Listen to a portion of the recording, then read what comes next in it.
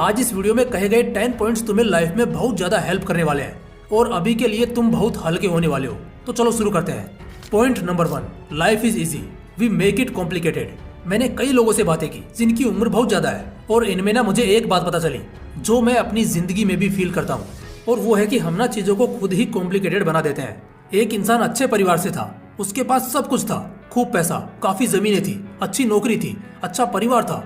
बावजूद इसके उसको सट्टे की आदत लगी। उसने सट्टा चुना, बहुत सारे पैसे गंवा दिए और वह कंगाल हो गया। क्या अगर अब वह जिंदगी का रोना रोएगा तो क्या इसमें उसकी किस्मत की गलती है? क्या उसकी जिंदगी की गलती है? नहीं, बल्कि इसमें उसकी खुद की भी गलती है।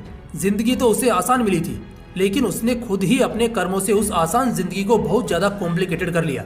एक इंसान गुस्से में किसी को मार देता है और 20 साल के लिए जेल चला जाता है, लेकिन क्या इसमें उसकी जिंदगी की गलती है या उसकी किस्मत की गलती है? नहीं, बल्कि उसमें उस इंसान की खुद की गलती है। वह अपनी गलती की वजह से अपने 20 साल गंवा बैठा। इसलिए किसी भी और चीज को ब्लेम करना छोड़ दो। आप खुद अपनी जिंदगी को टफ करते हो, यही सच्चाई है। Point number 2, 4 minute movement ends. 4 पल का यह सफर है और 4 पल की जवानी है, 4 पल का बुढ़ापा है और 4 पल की ही जिंदगी है। जितनी भी बड़ी हस्ती हो, हर हस्ती, बड़ी से बड़ी हस्ती, बड़े से बड़ा काफिला सिर्फ 4 मिनट का होता है, 4 पल का होता है। फर्क इससे नहीं पड़ता कि तुमने कितनी बड़ी जिंदगी जी है, फर्क इससे पड़ता है कि तुम उस समय को, उस पल को कितने हसीन तरीके से जीते हो। और यही जिंदगी का सत्य है। तुम्हें शायद एक पल के बाद कोई याद नहीं रखेगा, तो फिर क्यों हमेशा किसी और को इम्प्रेस करने के लिए जिंदगी जीने लगते हो, दिखावे की जिंदगी जीते हो। एक ऐसी जिंदगी जिसमें हम खुद को नुकसान पहुंचाते हैं। हर बड़ी से बड़ी खुशी या बड़े से बड़ा गम 4 पल के बाद खत्म हो जाता है। तुम्हारी अगर बेइज्जती भी हुई है, वो भी कुछ दिनों के बाद जमाना भूल जाएगा। अगर तुमने कोई बहुत बड़ा अचीवमेंट भी किया है, वो भी कुछ दिनों के बाद जमाना भूल जाएगा। तो इस चक्कर में, इस उलझन में कभी भी जिंदगी को जीना मत छोड़ो। जिंदगी से इंटरेस्ट खत्म मत करो और अपने आप की जो संतुष्टि है ना, उसे मत बढ़ाओ, उसे मत उलझाओ। Point number 3, boring is the interesting one. मैं अगर तुमसे पूछूं कि किन चीजों को करने में तुम्हें बहुत ज्यादा बोर फील होता है, तो शायद तुम्हारा जवाब होगा पढ़ना लिखना, अकेले रहना, या बहुत सारी चीजें जिन्हें करने में हमेशा लगता है कि बहुत ज्यादा बोर फील हो रहा है। लेकिन जिंदगी का मजा तभी है जब तुम्हें यह समझ आएगा कि जो चीज एक्शन में बोरिंग होती है ना, वही सबसे इंटरेस्टिंग होती है। कोई किताब है जो बहुत ही कॉम्प्लिकेटेड है, हमें तब तक पसंद नहीं आएगी जब तक हम उसे पढ़ना नहीं सीखेंगे। जो चीजें हमें समझ नहीं आती है, हमें वो बोरिंग लगती है, जबकि असलियत ये है कि वही चीज सबसे ज्यादा इंटरेस्टिंग होती है। बस हमारे समझने की देरी होती है। तो चीजों को समझना शुरू करो। अकेले रहना अगर बोरिंग है तो अकेले रहकर देखो, कुछ समय रहकर देखो, तुम बहुत सारी उलझनों से बच जाओगे और तुम्हें यही दुनिया का सबसे इंटरेस्टिंग मोमेंट लगेगा। Point number 4, being happy is very simple.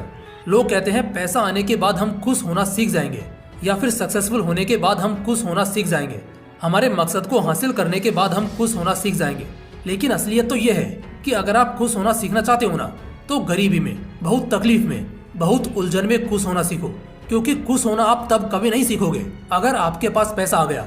क्योंकि अगर कुछ भी आ गया ना, लेकिन जैसे ही उसमें थोड़ी दिक्कत हुई, आप फिर से उदास हो जाओगे। खुश रहना इंसान की मानसिकता पर डिपेंड करता है। खुश रहना एक प्रैक्टिस है और ये कभी भी पैसे से या किसी और चीज से नहीं होगी। खुश रहना आपको सीखना पड़ेगा। और सबसे मजे की बात यह है ना कि खुश रहना बहुत आसान है। मैं आपको सिखाऊंगा कि कैसे खुश रह सकते हैं। तो देखो यार, खुश रहने और उदास रहने में क्या फर्क होता है, खुश होने की वजह क्या क्या होती है। जैसे किसी के साथ हुई अच्छी चीजों को वो जब भी याद करता है तब वो खुश होता है। एट द सेम टाइम जब वो बुरी चीजों को याद करता है तो वो उदास होता है। खुद को दूसरों से कंपेयर मत करो और हमेशा इस चीज के लिए खुश रहो कि तुम्हारे पास एक अच्छा शरीर है, तुम्हारे पास एक अच्छा दिमाग है, एक अच्छा परिवार है, तुम सांस ले सकते हो।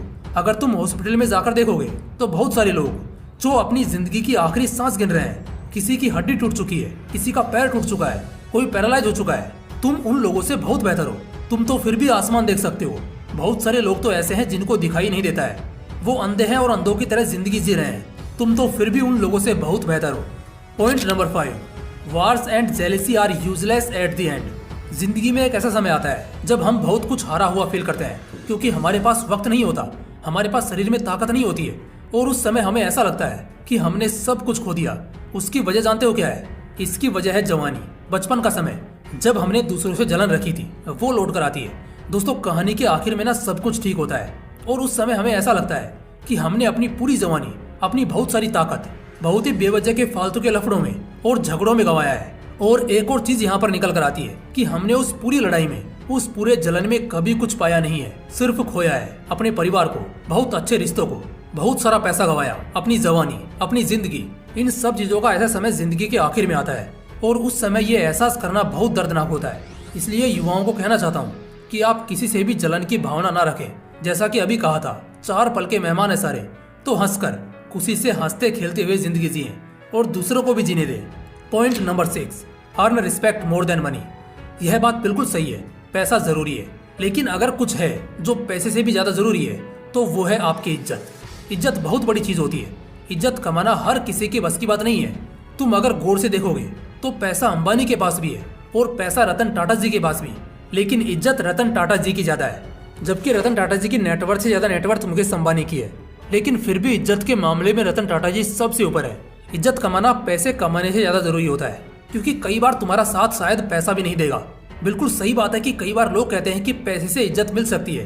देखो बात सही है, लेकिन वो एक झूठी इज्जत होती है, वह दिखावे वाली इज्जत होती है और हमें दिखावे वाली इज्जत नहीं चाहिए।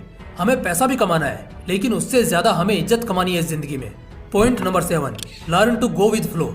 जिंदगी में एक और चीज है कि बहुत ज्यादा हड़बड़ाहट या जल्दबाजी करने से आदमी का कोई फायदा नहीं होता है। एकदम शांत रहो, खामोश रहो, जैसे जिंदगी चल रही है बस उसके साथ चलो, कदम से कदम मिलाकर आगे बढ़ो।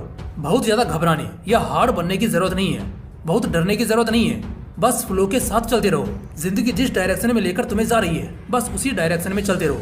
बहुत ज्यादा दूर की मत सोचो, क्योंकि बहुत ज्यादा दूर की सोचना आज से ही हमारे आज को खराब करता है। साथ ही साथ वह चीज कभी होती नहीं है। इस वजह से हमारी वह ताकत जो आज के काम में हम लगाकर उसे सफल कर सकते हैं, उसको भी बर्बाद करते हैं और आखिर में इस बात का सिर्फ अफसोस रह जाता है। इसलिए जिंदगी ने तुम्हारे लिए कुछ और तय किया है, बस उसी तरीके से जैसे जिंदगी तुम्हें आगे लेकर चल रही है, तुम उसी तरह बस फ्लो के साथ आगे बढ़ते चलो।